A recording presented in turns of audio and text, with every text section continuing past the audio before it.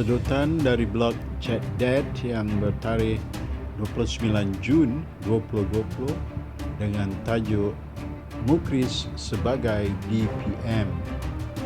1. Saya sedar saya akan dikritik apabila menamakan anak saya Mukris sebagai timbalan Perdana Menteri 2. 2.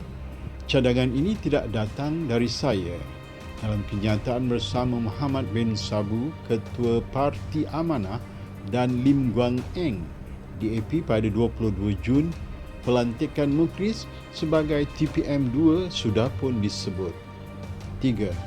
Saya berada dalam keadaan serba salah.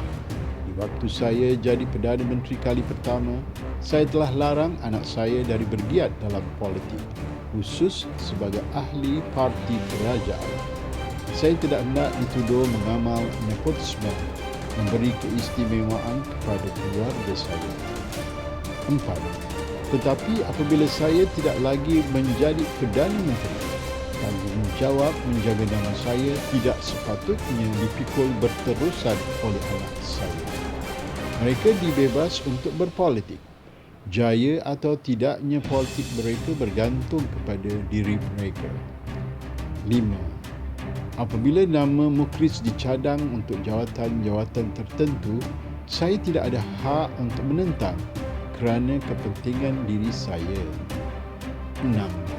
Sama ada penjelasan saya ini dipercayai atau tidak, terpulanglah kepada masing-masing.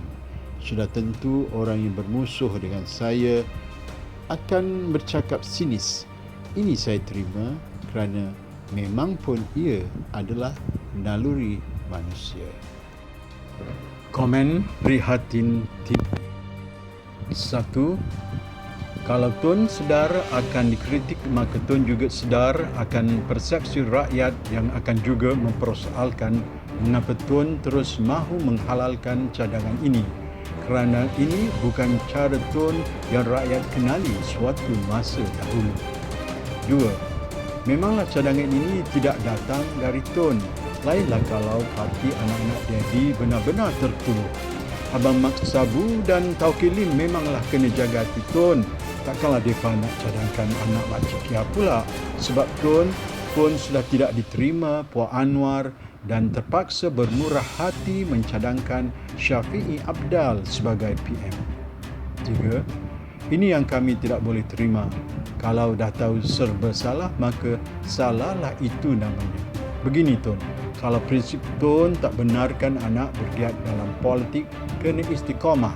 Bukan kata terpakai masa jadi PM kali pertama sahaja, tetapi hingga kali kedua dan nyaris-nyaris kali ketiga. Tahniah, sekarang pun Tun tidak lagi berdiam, tapi bersetuju dengan memberi pelbagai alasan, maka pengamalan nepotisme itu benar-benar berlaku. Sebab kerat jari kelingkinglah kalau boboi itu boleh naik, kalau tidak berbenkan Tun M. 4.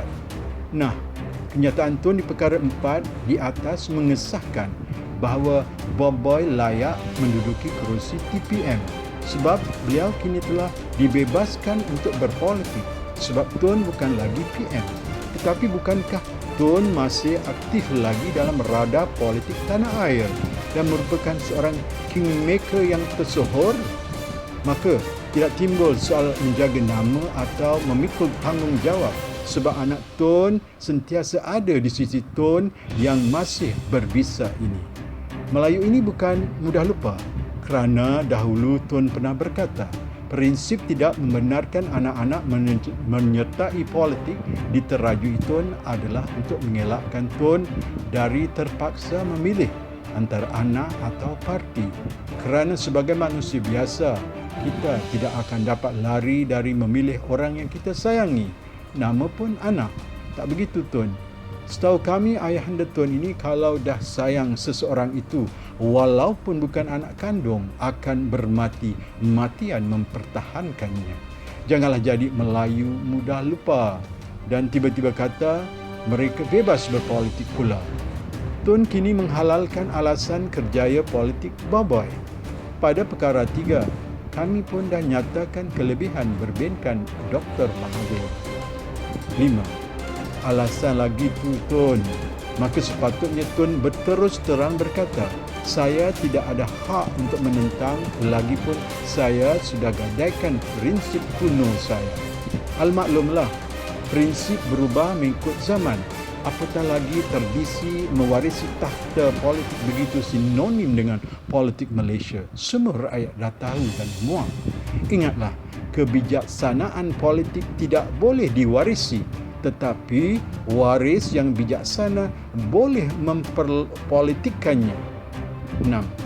Memang benar penjelasan Tun, semestinya ada yang mempercayai bulat-bulat, tetapi ada juga yang pasti akan meraguinya. Namun salah andaian Tun jika berkata, sudah tentu orang yang bermusuh dengan saya akan bercakap sinis.